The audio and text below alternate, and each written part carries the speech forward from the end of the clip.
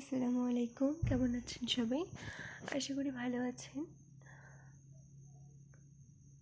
এই দেখুন আমাদের এটা লাস্ট পার্ট। তো আমরা এখন এখানে 18 নম্বর পর্ব করব, পার্ট 18। তো এই দেখুন এখানে আমার একটু কাউন্টিংয়ে ভুল হয়ে গিয়েছিল, যার জন্য এখানে 3টে ডাবল ক্রোশে হয়েছে 3 জায়গায়। তো আপনাদের কাউন্টিংয়ে ভুল না হলে আপনাদের কাছে 2টো হবে। এই দেখুন এইভাবে। আমি পরে আরও একটা বানিয়েছিলাম, আমার ভুল হয়েছে কিনা জানার জন্য, পরেরটা ঠিক হয়ে গেছে। তো এই দেখুন এখানে আমরা প্রথমে কি করব, এই যে স্লিপ স্টিচ করে নিচ্ছি এবং এভাবেই 4টে স্লিপ স্টিচ করব আমরা, 2টো 3টে এবং এই যে 4টে। এবার এখানে আমরা 3টে চেইন এবং তারপর আরও 3টে ডাবল ক্রোশে করব। 1 2 এবং 3।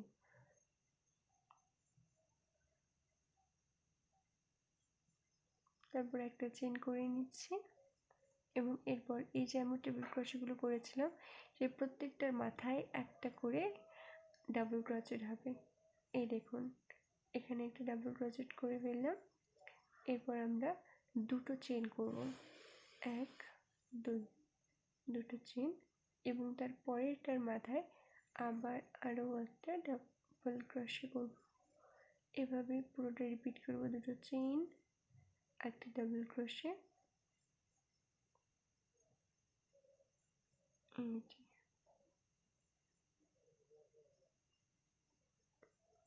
এই দেখুন পুরোটা হয়ে গেছে।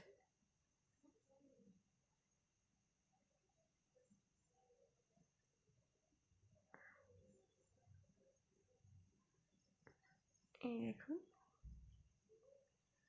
এটা পুরো হয়ে গেছে। এবার আমরা এখানে একটা চেইন করে নিচ্ছি। এই দেখুন এটা দেখতে ঠিক এরকম হবে, একটু এরকম কুচকানো হয়ে গেলেও কোনো সমস্যা নেই, যখন পুরোটা হয়ে যাবে তখন এটা ঠিক হয়ে যাবে। তো এখানে আমরা 4টা আরও ডাবল ক্রোশে করছি। এখানে কিন্তু আমরা কোনো রকম চেইন দেবো না, শুধু একটা করে চেইন হবে দুই পাশেই। এই যে একটা চেইন, তারপরে আবার শুধুর মধ্যে হুকের মধ্যে শুধু পেঁচিয়ে নিয়ে প্রথম ডাবল ক্রোশেটের ওপরে আবার আমরা একটা ডাবল ক্রোশেট করছি এবং এখানে এভাবেই আমাদের এই পুরো রাউন্ডটাকে আমরা কমপ্লিট করব।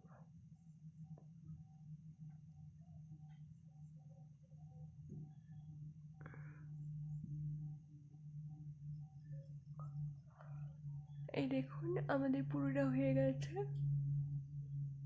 এবার শুরু হচ্ছে আমাদের রাউন্ড 19 এবং এটা হচ্ছে শেষ পার্ট, শেষ রাউন্ড।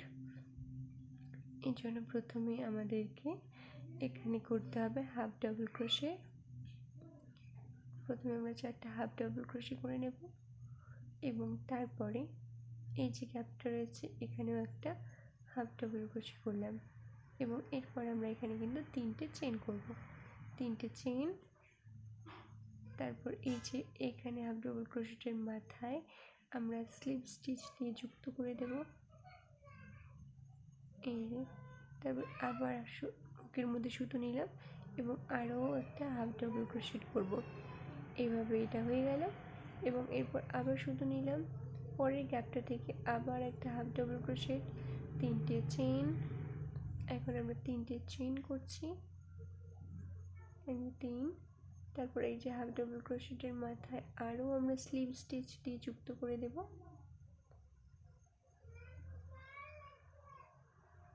এই দেখুন এবং আবার সুতোর মধ্যে হুকের মধ্যে সুতো নিলাম এবং আরও একটা, এই দেখুন হাফ ডাবল ক্রোশেট করলাম। এভাবে কিন্তু আপনারা পুরো রাউন্ডটা কমপ্লিট করবেন। এই যে দেখুন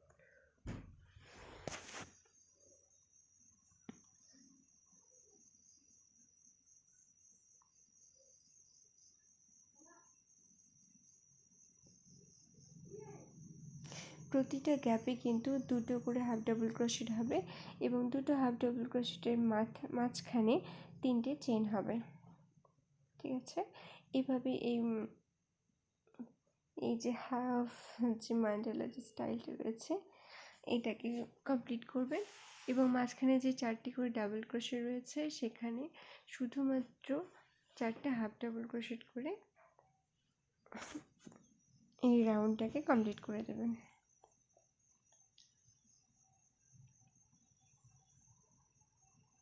এই দেখুন, এইভাবে কিন্তু পুরোটা করবেন আপনারা। এই দেখুন, এটা হচ্ছে ফাইনাল লুক।